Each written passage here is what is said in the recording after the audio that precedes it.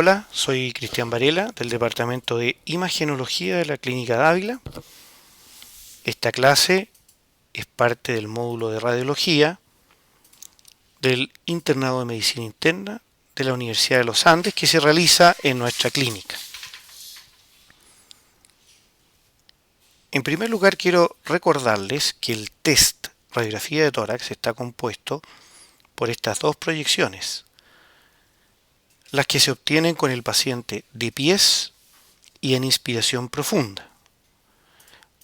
Una es la frontal o posteroanterior y la otra es la lateral izquierda o lateral simplemente. Cuando ustedes revisen la literatura acerca del rendimiento de este test en los distintos diagnósticos de enfermedades respiratorias o cuando lo revisen en algoritmos de estudio, cada vez que ustedes leen la palabra radiografía de tórax se refiere a este test compuesto por estas dos proyecciones.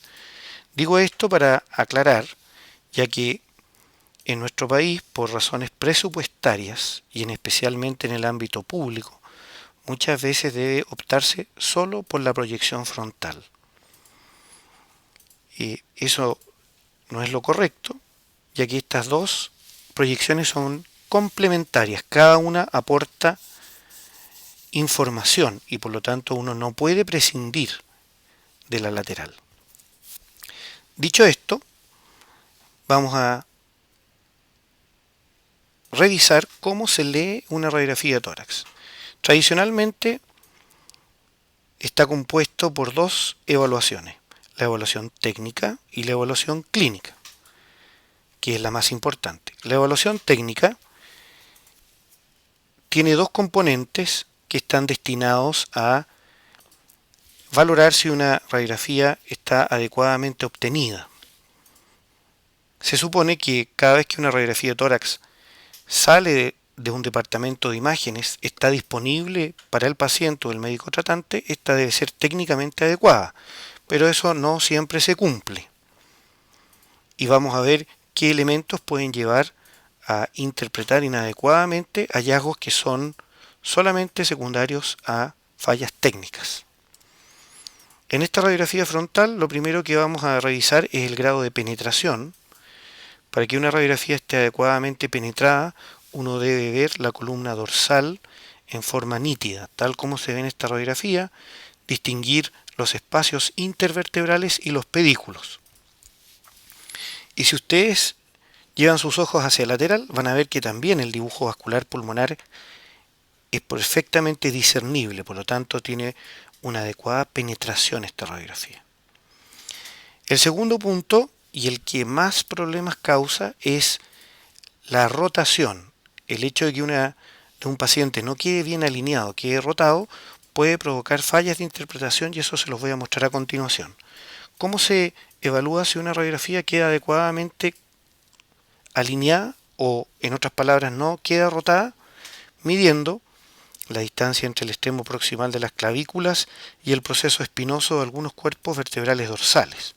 Esa distancia debe ser equidistante y si es así, esta radiografía no tiene rotación significativa. ¿Qué pasa cuando una radiografía queda rotada? Ustedes pueden ver en el lado izquierdo de la pantalla una radiografía perfectamente alineada y en el lado derecho de la pantalla, en cambio, una que está desalineada o rotada. Y es por eso que ustedes ven que el hilio izquierdo, que normalmente está oculto parcialmente detrás del corazón, aquí aparece prominente y puede uno tender a pensar que se trata de una patología. También vemos que el callado aórtico, si bien en este paciente está elongado, pero aparece más prominente que si la radiografía no estuviera rotada. Y finalmente el hilio pulmonar derecho aparece más pegado a la silueta cardíaca, más cerca de la silueta cardíaca. En la radiografía lateral, un adecuado alineamiento se evalúa observando que la columna dorsal queda perfectamente alineada, que los bordes nos muestran a un esternón nítido y a las costillas que quedan superpuestas. Y ustedes pueden ver también, aquí abajo al fondo, que los senos costofrénicos también están prácticamente alineados ambos. Luego de la evaluación técnica, que deberá ser breve y concisa, viene la evaluación clínica, que es la más importante. Y en este punto, lo que nosotros debemos poner énfasis en la sistematización, es decir, siempre evaluar una radiografía de tórax de la misma manera. De esta forma se evitará pasar por algo algunos detalles que son importantes. Nosotros proponemos la siguiente forma: evaluar primero el diafragma, sus contornos, su posición, los senos costofrénicos posteriores y laterales, los pulmones en cuanto al volumen y la presencia o no de sombras patológicas, y finalmente la silueta cardíaca y el mediastino. Con esta radiografía lateral podemos empezar la evaluación. Aquí vemos que el diafragma derecho en la radiografía frontal está más alto que el izquierdo, eso es normal y es lo más común. También es normal que ambos estén a la misma altura, e incluso es normal que el hemidiafragma izquierdo esté ligeramente más alto que el derecho. Todo eso es esperable, está dentro de las variantes anatómicas. Ahora, si el hemidiafragma izquierdo está 2 o más centímetros más alto que el derecho, entonces deberemos investigar cuál es la razón. En la radiografía lateral, ustedes pueden ver que se ven nítidamente dos diafragmas, o un diafragma compuesto por dos mitades. ¿Cómo evaluamos qué diafragma es el derecho y cuál diafragma es el izquierdo? Bueno, sencillo. El derecho está completamente cubierto por pulmón, por lo tanto lo debemos ver nítidamente de anterior a posterior, mientras que el izquierdo en su tercio anterior pierde definición, ya que el corazón se apoya en ese punto. Y así, en la radiografía lateral, cuando veamos un diafragma cuyo tercio anterior está difuminado o borrado, sabremos que ese es el izquierdo, y aquí el diafragma que se ve en forma completa será el derecho. Los senos costofrénicos, que es nuestro segundo punto de evaluación, siempre deben ser agudos. Se fijan, con un ángulo menor a 90 grados. Puntiagudos hacia caudal. Y no solo se deben evaluar los frontales, los que se observan en la radiografía frontal, o sea, los senos costofrénicos laterales, sino también los posteriores. Y estos son más importantes en la detección de un derrame pleural, ya que están en una situación más caudal, más dependiente. Por lo tanto, ahí es donde primero se va a acumular un derrame pleural. La cantidad de líquido necesaria para poder ver signos de derrame pleural en la radiografía lateral es de 80 centímetros cúbicos, mientras que para poder diagnosticar derrame pleural en la frontal van a ser necesarios 200 centímetros cúbicos. Es por eso que ustedes siempre deben mirar primero los senos costofrénicos posteriores en la lateral para hablar de derrame pleural. Luego pasamos a los pulmones. Lo primero es evaluar los volúmenes, lo cual se hace en forma subjetiva, pero si ustedes desearan objetivar el volumen pulmonar en un adulto, deben contar los arcos costales posteriores. Y si logran contar, en este caso, al menos 10 antes de topar con el diafragma, quiere decir que hay una adecuada expansión de los pulmones, una adecuada y profunda inspiración. Luego vamos a evaluar el dibujo vascular pulmonar, para lo cual hacemos uso de estas imágenes que corresponden a un zoom del pulmón derecho, donde ustedes pueden ver que el dibujo vascular pulmonar normal debe verse como esta verdadera maraña de estructuras lineales de dirección oblicua, ascienden en la radiografía en el tercio superior del tórax y descienden en el tercio inferior. Y como ustedes pueden ver, los vasos, las estructuras vasculares hacia los lóbulos inferiores siempre deben ser más gruesas que la de los lóbulos superiores en posición de pies, debido a los efectos de la gravitación o de la gravedad. En la radiografía lateral, un buen sitio para evaluar el parénquima pulmonar o el dibujo vascular pulmonar es la región retroesternal y también la región retrocardíaca, que deben ser siempre bastante transparentes.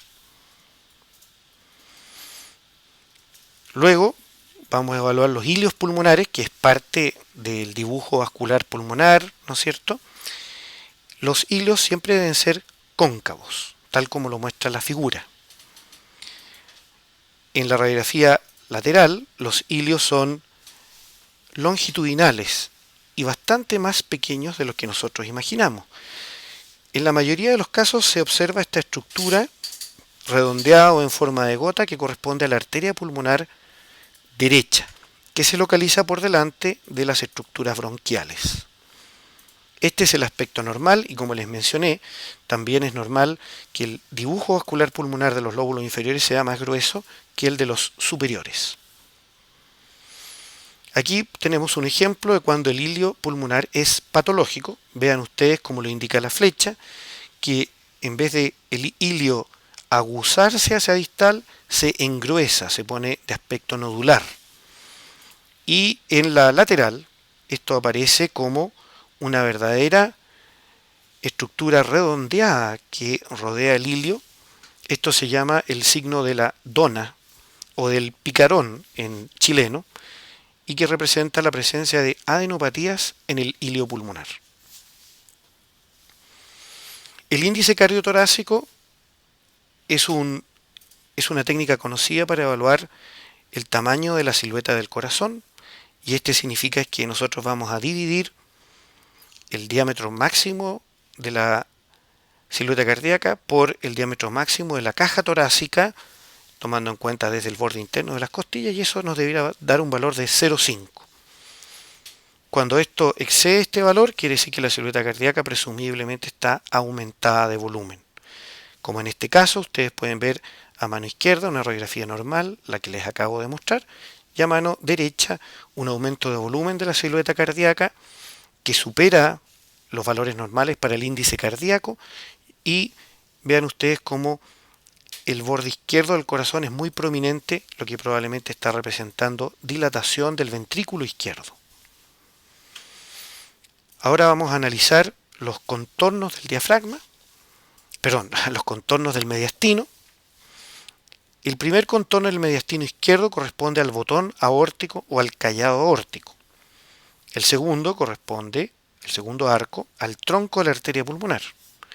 El tercer arco, que es muy poco prominente en estos casos normales, corresponde a la orejuela de la aurícula izquierda, y el cuarto arco corresponde al ventrículo izquierdo. En el lado derecho, la silueta cardíaca solo representa a la aurícula derecha.